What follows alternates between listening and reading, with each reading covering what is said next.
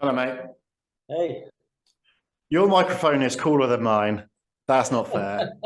What is I don't that? know. I'm not sure. Yours is kind of looks chunkier, and it's sort of like on a looks like it's on a coming like on a lever from the side. Yours is jazzy. I love it. Yeah. Minimalist and gorgeous, as I'm Oh, thanks, sure what everyone just says to you all the time, right? man. Not to me personally, but they do sometimes after a demo. In the shadows, right? Um, Thanks so much for doing this. Really appreciate it. Pleasure. Majoto is slightly different to the norm, right? Because you guys really care about design. Um, where does that come from, right? Like I'm speaking to like a number of lawyers who are like entrepreneurs, and it seems like a lot of lawyers I speak to have kind of two tracks, right? So I spoke to a guy yesterday who is a lawyer and a programmer, right? Mm, Um, I spoke to another guy who's like a lawyer and a data scientist enthusiast. right, He probably won't call himself a data scientist, but for you, like, where's the design element come from? Is it right. that you always had that inbred in you as this kind of artisanal balance of yourself, or like where's that come from? Well, Rob, I was always more of an artist than a lawyer. I love her rather than a hater, right? That's right. Yeah. No, I mean, look, I used to sort of draw, paint, and sketch. I was always very amateur, and I did some various kind of things throughout my life. But I was always into design, so it was natural. I think sort of bringing in both design and kind of the a sense of the beautiful and the aesthetic was really important for me. And, I've always had a creative project. So while I was living out my life as a corporate lawyer before I eventually escaped, right? I love. Exactly, right. You gotta keep your sanity somehow, right? Mhm. So for me in the early days, the sanity was my sort of I always had some kind of creative endeavor. It then sort of slightly changed to sports. So I was doing a lot more. When I moved to Italy, we've got kind of hills and mountains close by. I ended up doing mountain biking, snowboarding, Yeah, nice. downhill skate. That's where I started downhill skateboarding. So the sort of the creative endeavor became those kind of sports because they are actually fundamentally quite creative. Mhm. Um, but then, but the idea of kind of merging that, making sure that if I'm going to start something like this, um, it's going to be a creative endeavor by Okay. in every possible way. So that's kind of like a personal direction. But from a sort of broader direction, it was really important to bring in this concept of what we now call design thinking, legal design, but basically bringing the concept of design into everything legal.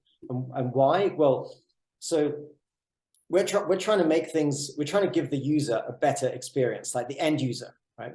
So Um, me, like Robin Sales, right? right, Like, right, yeah. exactly, right. Your sales, you deal with contracts, right? Or you might be a purchaser, right, dealing with Mhm. contracts. Um, and we want to give you a better experience. You want to have a better experience, right? You don't want to have this contract as this kind of horrible administrative hairy animal that you just want to not touch, leave it until the very end, until the deal is done, and you can say, right, yeah, well, the lawyers or the legal, but let's do the legals now. That's not a great experience, neither for you or for your counterparty, right? But you're building a relationship, and the contract is all about building a relationship. So for us, it was this kind of the user experience of contracts and anything legal is fundamental, right? But so if you think about design is all about making things work for users, Mhm. right? So whether it's software, whether it's physical products, it's about giving the users an experience, about designing something that works for them, for their context that they understand, right? So there's a movement happening in legal right now where kind of legal is which has always been quite kind of traditional, but a bit behind the curve in a lot of respects. Is kind of waking up to this idea. Oh yeah, no, we need to be doing things for the users, not the lawyers. Yeah. And the fundamental concept of design is it's for the users, and that's what legal is all about. So bringing in design for us is just like, apart from the personal angle, is Mhm. just absolutely core to what we do. Makes sense. So my question, like, legal design seems quite in vogue at the moment, right? Like, Mm, for like a layman like myself, Can you like talk me through legal design? Because I see lots of people talk about legal design on LinkedIn. There's some, they'll hate if I use the term influencer legal design experts in our field. I'll at them, I'll tag them in, they'll be fine. But like, where did this kind of legal design kind of come from? Was it that like legal was traditionally archaic and all forms of legalese involved in like 1,000-page contracts, and there was just like enough is enough, we need to improve this to the end user? Like where did legal design kind of come from, in your opinion? Right. I think there's a combination of things. I would say primarily it comes from legal kind of starting to look a little bit outside of legal and saying, well, how do other people do it? Mm-hmm. And I believe the world of software has been a big influence, right? Yeah. Because the UX design of the software is so critical. That's how you make things simple and usable and adoptable. And I believe that's been a major influence. And it's not just design, even some of the methodologies behind software, like, Agile and those kind of things, they've been quite in vogue as well. Now, there is a history. So anyone who wants to look at the history of legal design, that there is a bit of a history. I believe there was, is it Margaret Hagan, I think, at MIT, I think, who sort of is regarded as the mother, let's say, of legal design. And there was also Helena Harpio and Stefania Passera in Finland were sort of big pioneers. So there were a small number of, a handful of individuals who sort of really started looking at it from academically as well as in practice, and kind of created the discipline, let's say. And now obviously I would say it's still, I'm not sure, I think it's gone beyond niche, but it's not quite mainstream. And also there are so many different aspects to it, right? You've got, as you mentioned, there's people who are kind of almost like the TikTokers of the legal design spectrum, all the way through to some pretty heavy stuff that people are doing, both in terms of tackling very, very complex processes and contracts, and also doing some very, very impressive and interesting academic work around design, behavioral aspects of it as well. So it's a very, very broad and exciting spectrum. But the way I think it's increasingly going to start permeating itself into the work, although again, inside the law firms, which are the kind of the bastion, they're like the factories of legal that are producing the advice, the contracts, and all that kind of stuff. I think they're still, hasn't really entered in any significant way inside that part of the world. Is it because it's like, if it ain't broke, don't fix it, or they just haven't really thought about it, or why do you think it's not kind of permeated into legal practice? It's a little bit like the billable hour discussion in legal, right? Like we haven't got enough time to do that today. We're not going to do that, and it's boring. But it's not boring, but it's actually quite interesting when you get it down to it, when you get into the economics and behavioral aspects of it. No, but it's really I think people recognize that there is a lot of stuff that's broken and dysfunctional in legal, both in terms of how the business models work and in terms of the output. But there is too much.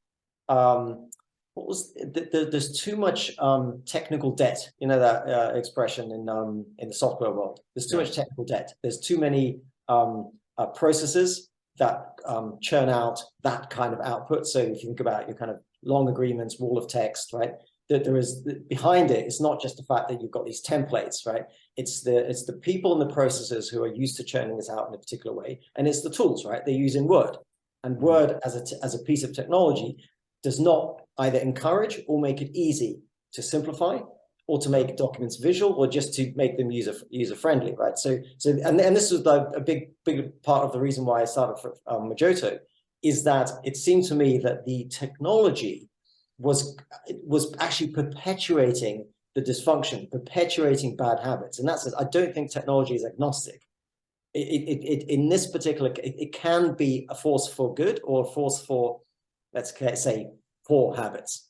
And I think Word, email, and a lot of the tech out there that replicates Word and email, although it does amazing things or can do amazing things for efficiency, it's still perpetuating the same old habits. And I think that's it's that technical debt, that habit So when I say technical debt, it's not just the technology debt, it's the habit debt. That's really, really hard to shift. I mean, that is all about shifting kind of behaviors and habits, and that's really hard, right? Old habits are hard to break, new good habits are hard to form. Yeah, I think, and that's why I quite like what you guys do, right? Is that if you look at traditional legal tech platforms, they are a vehicle for process. Fundamentally, if we break it down, it's a vehicle for process. Right. It doesn't define what's in the vehicle, if that makes sense, right? So if you create a contract management system, like the automation, the delegations of authority, the post-execution reporting, it is just a boat going down the river, and whatever is in the boat, can use loads of analogies here, is up to the end user to define, right? Whereas with you guys, you've gone, this process is broke, we can fix it and make it better.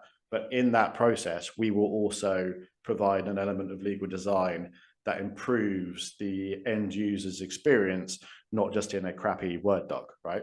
Yeah, absolutely. I mean, one way of looking at it is, okay, let's say you've got a process of negotiating, let's say a middle of the road level of complexity agreement, right? So it usually requires a few rounds of redlining, right?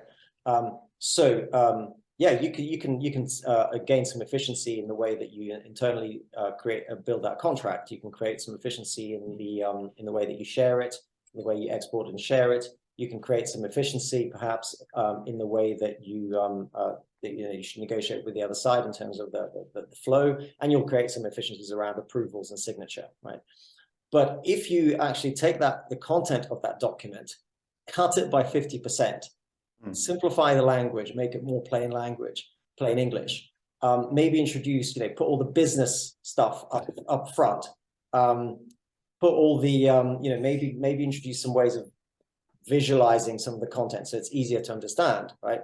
I believe, and in our experience, that is the case. The process gains, or the overall efficiency gain, is far much more than you can gain through those process gains, right? Because if you look at the whole contract process, what you've got is that if you imagine it as a line, and by the way, I'm grateful to Alex Hamilton for sort of visualizing this in his fantastic book, Sign Here.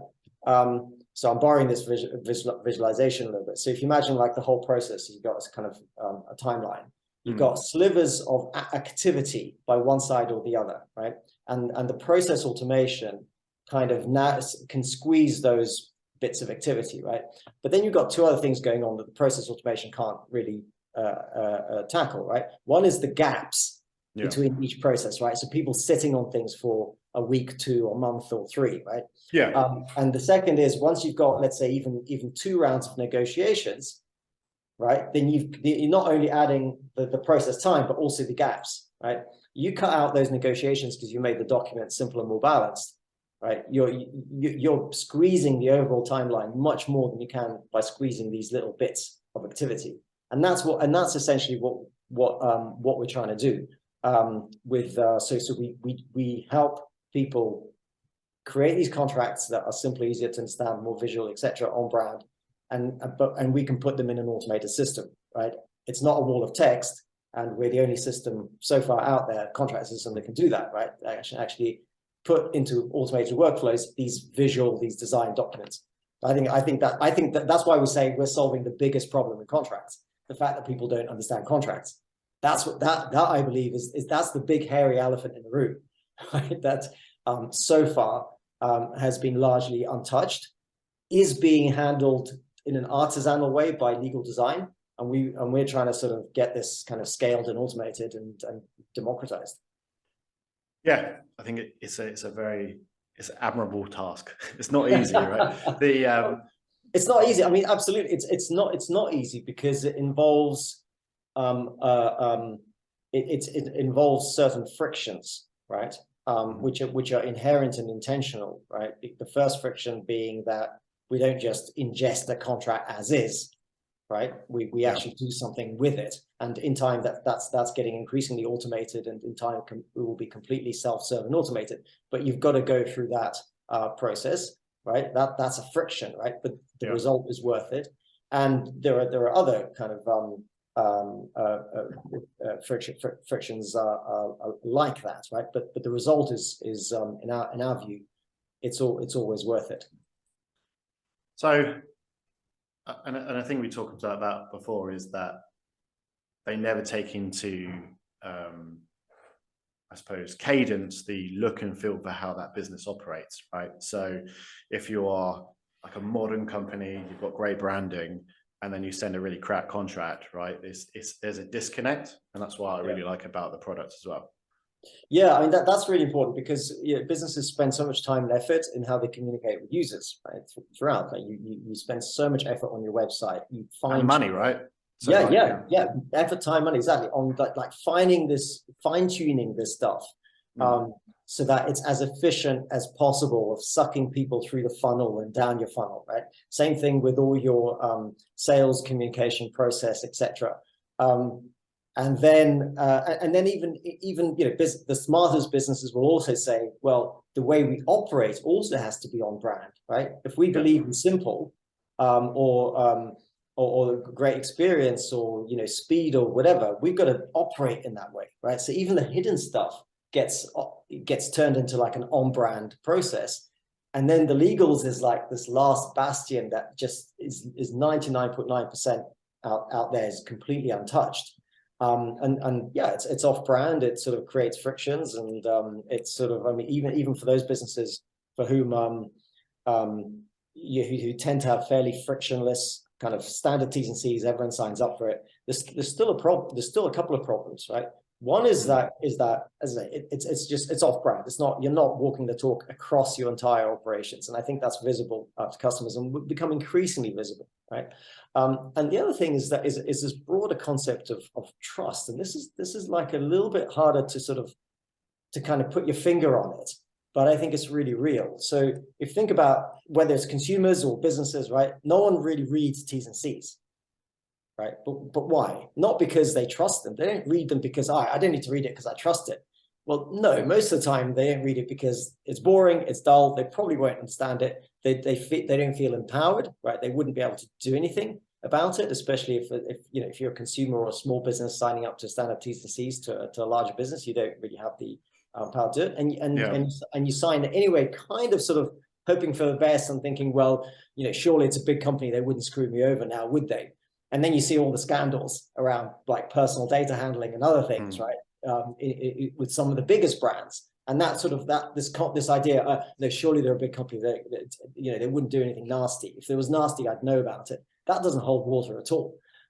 So there's a kind of this cognitive dissonance where, on the one hand, inherently you distrust it, you don't like it, but you can't do anything about it, and you just go ahead, and that's not good, right? That's not good for us as individuals in society. It's not good for the vendor, right? Because it does create that sort of it impacts the level at which you trust that company. And what we're trying to do is say, look, well, we don't want to necessarily change that. We don't want people to read all the T's and C's necessarily, but we do want them to trust them, right? And be able to find content, understand the broader picture, to find important content that they care about. And that's where the kind of using visual patterns that allow you to explain the contract in a quick and simple way, allow people to navigate it, find the right bits. That becomes really important. Yeah. Yeah, I think it's an appetite of risk, right? When you have a contract that's 100 pages long. Same for NDAs, sort of, right? Like when I sign an NDA, like I look at 2 clauses probably. Am I happy with the management of that risk? And then you sign it and you're probably just like, yeah, cool, right? We're never going to look at this again unless someone's a donut, right?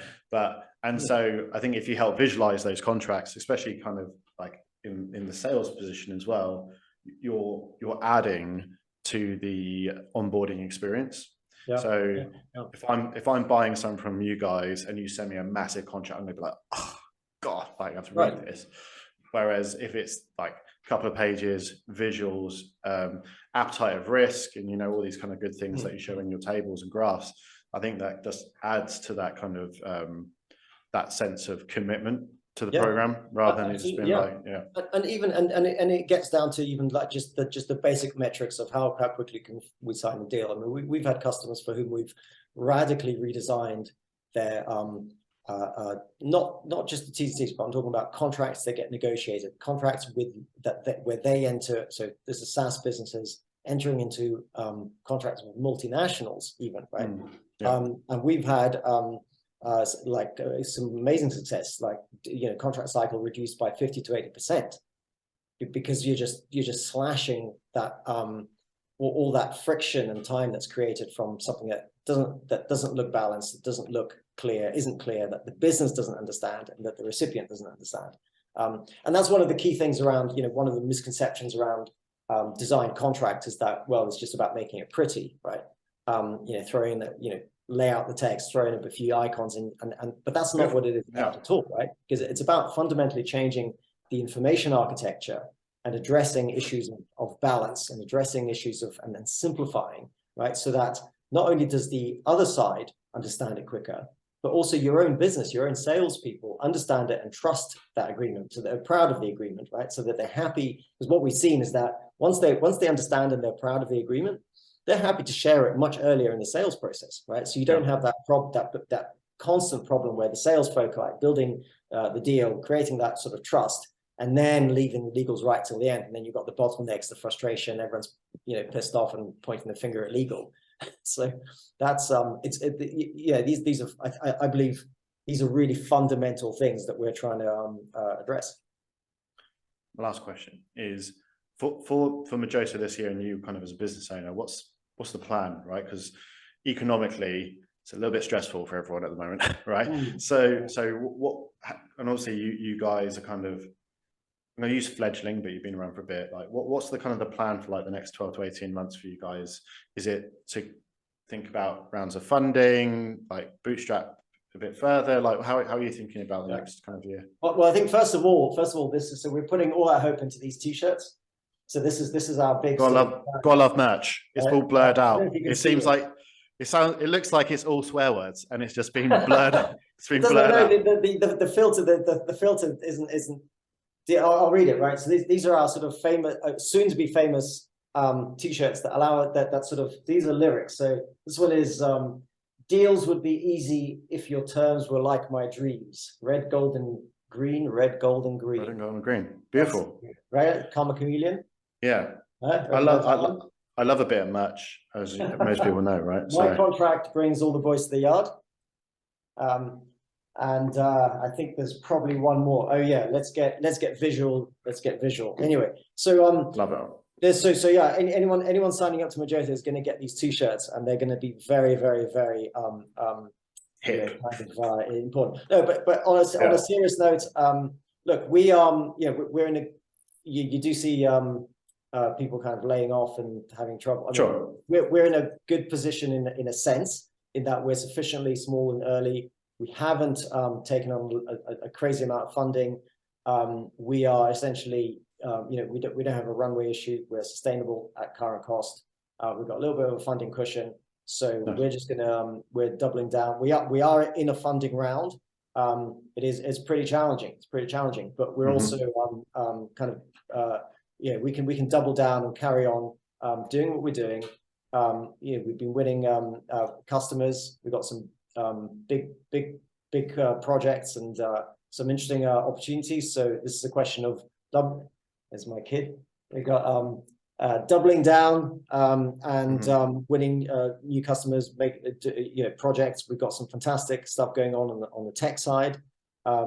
So really, it's around kind of executing that and weathering the storm that way. We'll carry on with the looking for additional funding, but that's a sort of, I see it as very much as a kind of nice to have that allows to accelerate what we do. Okay. Not going to fundamentally change what we're planning to do. That's good. Like, I think as I speak to a lot of people, like funding takes on a certain levels of strategy, right? So are you taking on is cash a byproduct of skill set? Right, so we're actually like looking to join a portfolio with people that know what they're talking about and help with our runway. You're going to join the call? It's all right. Or is it to take the cash to expedite the runway? Right. So at the moment, it's going to take us 2 years to get to where we want to do. Or do we take money in sacrifice for equity or whatever and then bring all those milestones forward. That's kind of how a lot of people are thinking about it at the moment, I think. Yeah, yeah. I think there's a lot. I mean, I think in these uncertain times, you've got to be flexible. There's a lot of a few uncertain pieces. The good thing is that we're not letting anyone go. So we are continuing with the development, continuing to do some amazing things for some really exciting customers. So I'm very happy to be in that situation in this difficult period. There we go. And then let's get what's the t-shirt? Oh yeah, let's get visual. Let's get visual. I think we're in there. I'll be cancelled or something. Be a contract tool. Well, but Dennis, mate, thank you so much for the time. Really appreciate Thanks, Rob. it. Thanks for inviting me. See you there, man. Bye. Okay.